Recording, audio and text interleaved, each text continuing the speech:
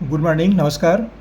एक चर का द्विघात समीकरण, इसको इंग्लिश में क्वाड्रेटिक इक्वेशन बोलते हैं। ये एक चर का द्विघात समीकरण ये अध्याय या पाठ का नाम है। कक्षा 10वीं के विद्यार्थियों के लिए है। कक्षा 10वीं में एक चर का द्विघात समीकरण से संबंधित प्रश्न हल कराए जाते हैं, बताए जाते हैं, पढ़ाए जाते हैं कि एक चर का द्विघात समीकरण किसको बोलते हैं। इस अध्याय के अंतर्गत मैंने 2 प्रश्न लिया है। वह द्विघात समीकरण बनाइए जिसका मूल 3 और ऋण 8 है। दूसरा है वर्ग समीकरण बनाइए जिसका मूल 4 और 4 है। 2 मूल इसके हैं, 2 मूल यहाँ दिए हुए हैं। ये प्रश्न मैंने छत्तीसगढ़ पाठ्य पुस्तक निगम वहाँ किताब से मैंने लिया है, जो ढूंढिएगा। और ये प्रश्न ये वीडियो हम छत्तीसगढ़ से जारी कर रहे हैं। तो इसको हल करने के लिए हम पहले प्रश्न को पहले तैयार करते हैं। क्या बनाना है? द्विघात समीकरण।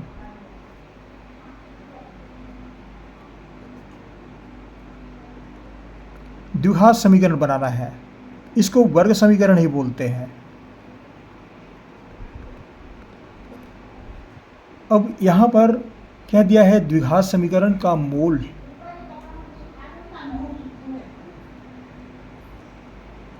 समीकरण के मूल, ये मूल कौन कौन से दिए हुए हैं? पहला है 3 और दूसरा है ऋण 8। ये 2 मूल दिए हुए हैं। 2 मूल दिए हैं, तो इन परिस्थितियों में जब मूल हमको ज्ञात होता है तो द्विघात समीकरण बनाने के लिए या वर्ग समीकरण बनाने के लिए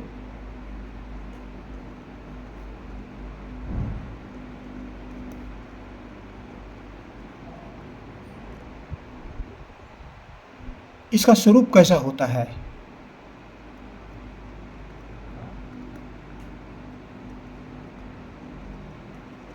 अगर दोनों मूल ज्ञात हैं, क्या स्वरूप है इसका? इसका स्वरूप जो है वह होता है एक्स स्क्वायर माइनस मूलों का योग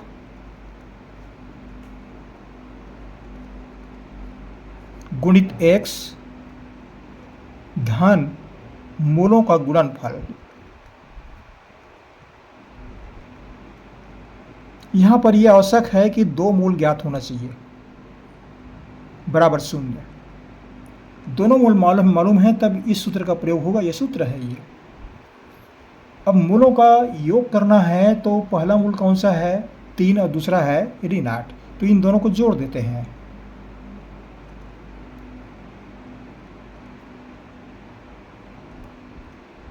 तीन धन ऋण 8 गुणित x धन मूलों का गुणनफल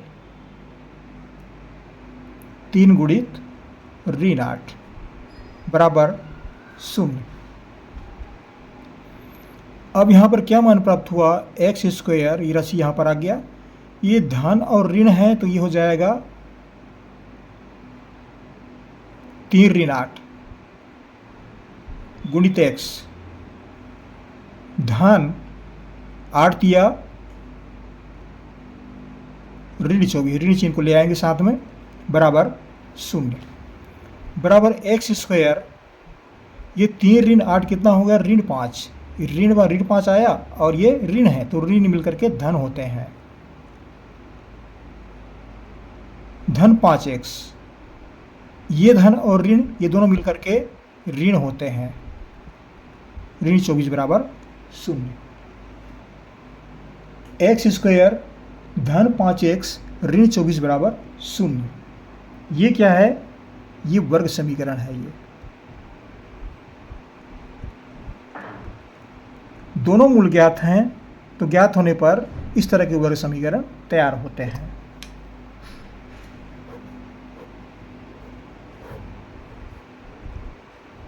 इस प्रश्न का उत्तर है ये। दूसरा प्रश्न लेते हैं।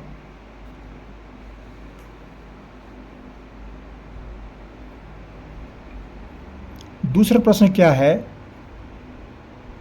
वर्ग समीकरण।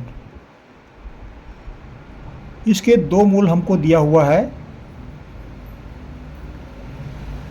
ये दिए हैं 4 4, माने 2 मूल हैं, दोनों का मूल 4 है। अब यहाँ पर मूल ज्ञात होने पर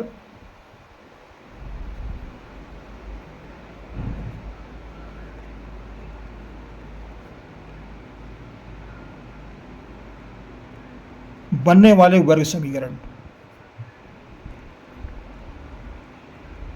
ये सूत्र याद कर लीजिएगा, क्या होता है ये, एक्स स्क्वायर माइनस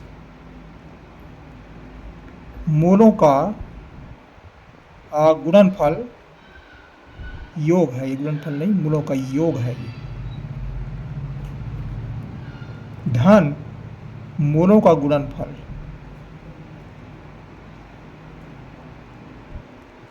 बराबर 0। अब यहाँ पर एक्स स्क्वायर माइनस मूलों का योग, मूल कितना है, दोनों 4 हैं, 2 मूल हैं, दोनों 4 4 हैं, तो ये 4 धन 4 हो जाएगा। मूलों का गुणनफल, तो ये 4 गुणित 4 हो जाएगा, दोनों गुणा कर देंगे, बराबर 0। बराबर कितना मान प्राप्त हुआ, 4 और 4 8। यहाँ पर x हम भूल गए हैं, यहाँ पर भी x है, ये मूलों का योग गुणित x, धन मूलों का गुणनफल बराबर 0। यहाँ पर x भूल गए थे, यहाँ भी x है ये, तो एक्स स्क्वायर ऋण 4 4 8 x धन 4 4 16 बराबर 0। तो हमें क्या प्राप्त हुआ, x square minus 8x plus 16 equal to 0। ये इसका उत्तर है, ये वर्ग समीकरण है। ये 2 मूल ज्ञात होने पर इस तरह के वर्ग समीकरण बनेंगे। अब यहाँ पर देखो, मैंने x भूल गया था, यहाँ भी x भूल गया था। गणित में ऐसी गलतियाँ होती रहती हैं और प्रश्न गलत भी हो जाता है, फिर दिक्कत जाता है। तो ये कक्षा 10वीं के विद्यार्थियों के लिए था। जहाँ से पढ़ रहे हैं जरूर कमेंट कीजिए कहाँ से पढ़ रहे हैं। हमारे चैनल को सब्सक्राइब अवश्य कर दीजिएगा। सब्सक्राइब करना ना बोले, हम हर वीडियो में कहते हैं और कहना पड़ता है, जरूर कर दीजिएगा। आपको हमारी ओर से बहुत बहुत शुभकामनाएँ, और हम कहते हैं भाई अपने जीवन में उन्नति करिए, आप खूब पढ़िए लिखिए। आपको हमारी ओर से बहुत बहुत धन्यवाद। अगले वीडियो में फिर मुलाकात होगी, फिर पढ़ेंगे आपके साथ, एक नया वीडियो लेकर के आएंगे। Thank you.